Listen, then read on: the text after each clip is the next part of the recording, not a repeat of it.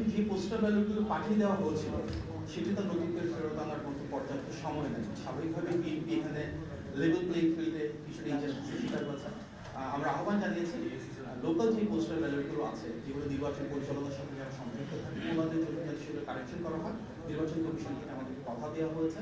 এবং এর পাশাপাশি আমরা এই বিষয়ে একটা সুষ্ঠু তদন্ত দাবি করেছিলাম যে কারা এভাবে উদ্দেশ্য প্রণোদিতভাবে ধানের শীষকে এমন একটা জায়গায় রাখা হলো যার কারণে অনেকের ভোট দিতে সমস্যা হবে।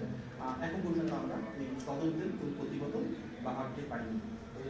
কোনো ব্যালট পেপারের কোনো সংযুক্তি পেয়েছেন কিনা বা ইয়ে হয়েছে কিনা, যেহেতু আগামী 10 দিন বা 9 দিন পর আমাদের নির্বাচন আমরা যাচ্ছি, ব্যালট পেপার যদি এখনো ঠিক না হয় তাহলে এই ক্ষেত্রে তো আপনারা একটা জাতি বিভ্রান্তির মধ্যে পড়ে যাবে। প্রবাসী ভোটারদের তো ব্যালট পেপার ইতিমধ্যে পাঠিয়ে দেওয়া হচ্ছে। দেশীয় যে ভোটার দেশীয়গুলো আমরা যতটা জানি ওনারা সেটাকে কারেকশন করেছেন এবং সেটা পেয়েছেন কিনা? আমরা দেশি তো যেটা আছে ওটা কারেকশন করেছি। দেশি যেগুলো আছে সেগুলো ওনারা প্রপার ওয়েতে করেছেন, যেটা করা উচিত। সেটা যদি আমরা দেখাতে একটু আমাদেরকে, সেটি আমার কাছে হাতে নাই। আপনারা নির্বাচন কমিশনে গেলে হয়তো পাবেন, মানে আমি রাইট অথরিটি না সেটা দেখানোর জন্য। আজি ভাই, জুলাই বিপ্লবের পরে বাংলাদেশের মানুষ নতুন বাংলাদেশের স্বপ্ন দেখেছিল। আপনারা বলেছিলেন যে নতুন বাংলাদেশের স্বপ্ন আমরা বাস্তবায়ন করব, কিন্তু বাস্তবিক অর্থে বিএনপি কতটা ইতিবাচক রাজনীতি করছে?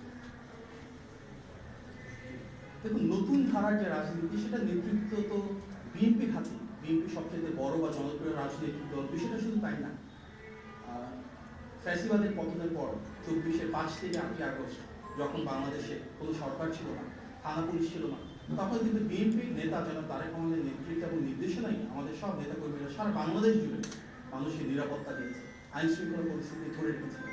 আমরা দেখেছি সংখ্যালঘুদের নিরাপত্তা নিয়ে অনেক অপপ্রচার ছিল, তারপর পূজার সময় এবং আইন শৃঙ্খলা বাহিনীর অনুপস্থিতিতে বিএনপির নেতাকর্মীরা কিন্তু সাধারণ মানুষকে সাথে নিয়ে অন্যান্য গণতান্ত্রিক রাজনৈতিক দলকে অনুপ্রেরণা জুগিয়ে আমাদের পুরো বাংলাদেশের নিরাপত্তা দিয়েছিলেন। আমরা যে বৃহত্তর জাতীয় ঐক্যের কথা বলি, সেই জাতীয় ঐক্য কিন্তু প্রতিষ্ঠা হয়েছে আমাদের নেতার নেতৃত্বে।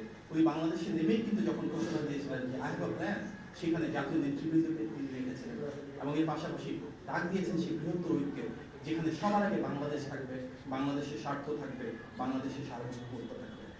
বিএনপি সে রাজনৈতিক দল যেটি জনগণের ক্ষমতাকে বিশ্বাস করে, ইতিবাচক রাজনীতির অংশ হিসেবে কিন্তু গত 5ই আগস্টের পর থেকে প্রায় 1.5 বছর ধরে সবসময় কিন্তু বিএনপি তৃণমূলে ছুটে গিয়েছে, সাধারণ মানুষের ক্ষমতায়নের জন্য কাজ করেছে।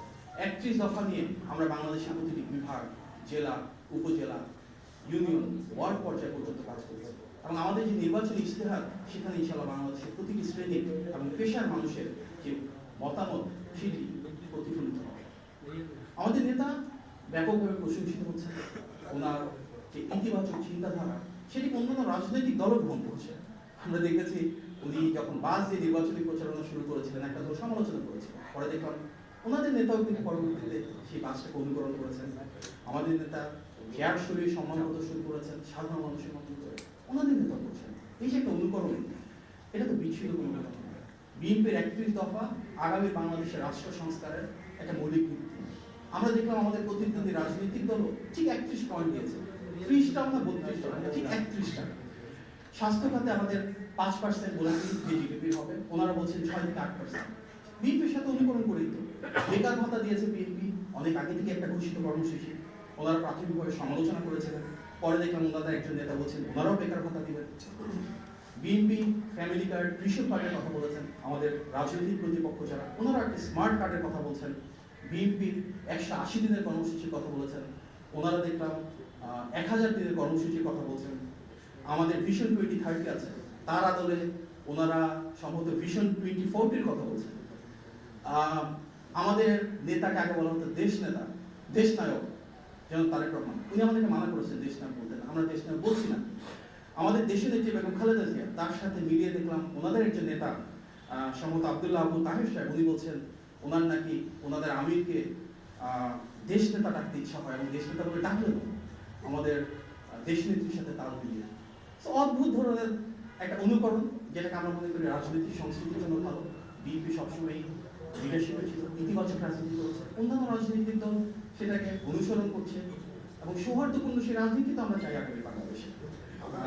আমরা দেখেছি যে রাজনৈতিক প্রতিপক্ষ অনেকভাবে সমালোচনা করছেন, গত 2 দশকের বেশি সময় তো ওনারাও ধানের শীষ নিয়ে নির্বাচন করেছেন। সুতরাং আগামী বাংলাদেশ সৌহার্দ্যপূর্ণ, আগামী বাংলাদেশে যার যা ইতিবাচক আমরা সেটা অনুসরণ করি। অন্য রাজনৈতিক দলকে যদি প্রয়োজন হয় অনুকরণ করে সমৃদ্ধ হওয়া, তাহলে সেটাই করব। আমরা চাই প্রতিটি রাজনৈতিক দল যেন পরস্পরের সাথে সেই সৌহার্দ্যটুকু বজায় রাখে।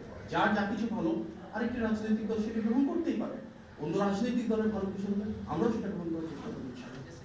মানে ভাই একটা বিষয় হচ্ছে যে বেশ কিছু অভিযোগ আপনাদের আগে থেকেই ছিল, ব্যালট পেপার নিয়ে অভিযোগ ছিল, এখন আবার পর্যটন দল এটা নিয়ে অভিযোগ রয়েছে। আমরা দেখছি বেশ কিছু অভিযোগের পর এখন ভোটের খুব বেশি দিন বাকি নাই। এই সিচুয়েশন বলতে সরকার আসলে আপনাদেরকে কতটুকু সহযোগিতা করছে এবং সুষ্ঠু ভোট আসলে কতটুকু হওয়া সম্ভব? দেখুন, একটা সুষ্ঠু ভোট তো আমাদের সবচেয়ে বড় দাবি, তাই না? আমরা সবসময় বলে আসছি এটা অবাধ, সুষ্ঠু এবং গ্রহণযোগ্য নির্বাচন করে ইনশাআল্লাহ বিএনপি বিজয়, ধানের শীষের বিজয় অবশ্যম্ভাবী। আমরা এই জন্য অন্তর্বর্তী সরকারকে এবং অন্যান্য যে স্টেক হোল্ডার রয়েছেন তাদেরকে সর্বোচ্চ সহযোগিতা করছি। নির্বাচন কমিশনে আমরা নিয়মিত চেষ্টা করছি এই লেভেল প্লেইং ফিল্ডটা নিশ্চিত করবার জন্য যেন তারা জোরদার ভূমিকা রাখে, সেটা নিয়ে আলোচনা করি। এবং আমরা বিশ্বাস করি নির্বাচনটি যদি স্বচ্ছ হতে হয়, অবাধ এবং সুষ্ঠু হতে হয়, তাহলে প্রতিটি রাজনৈতিক দলকে দায়িত্বশীল ভূমিকা রাখতে হবে। আমরা অনেক জায়গা থেকে অনেক ইলেকশন ইঞ্জিনিয়ারের কথা শুনছি, ইলেকশন ম্যানিপুলেশনের কথা বলছি। গণ অভ্যুত্থান পরবর্তী বাংলাদেশের প্রথম নির্বাচনটা যেন সত্যি জনগণের ক্ষমতায়নের একটা মানদণ্ড হয়, সত্যি যেন জনগণের ভোটাধিকার প্রয়োগ হয় এবং তার উপর ভিত্তি করে আগামী সরকার প্রতিষ্ঠিত হয়। এটি আমাদের সবার সর্বজনীন কামনা। নোয়ারি ভাই, যে কথাটা আপনি বললেন যে নির্বাচনের পর্যবেক্ষক একটি দলের বা যারা অনভিজ্ঞ তাদেরকে বেশি পরিমাণে নেওয়া হচ্ছে, এই বিষয়ে আপনারা নির্বাচন কমিশনে কোনো অভিযোগ দায়ের করেছেন কিনা? নির্বাচন কমিশনকে আমরা অবহিত করেছি এবং ওরা যেন এই বিষয়ে কার্যকর পদক্ষেপ গ্রহণ করেন সেই জন্য অনুরোধ জানিয়েছি। ধন্যবাদ। জি, আপনাদের সবাইকে অনেক ধন্যবাদ। একটু খাবারের ব্যবস্থা আছে, আপনারা যেহেতু খুশি হবেন। আসসালামু আলাইকুম।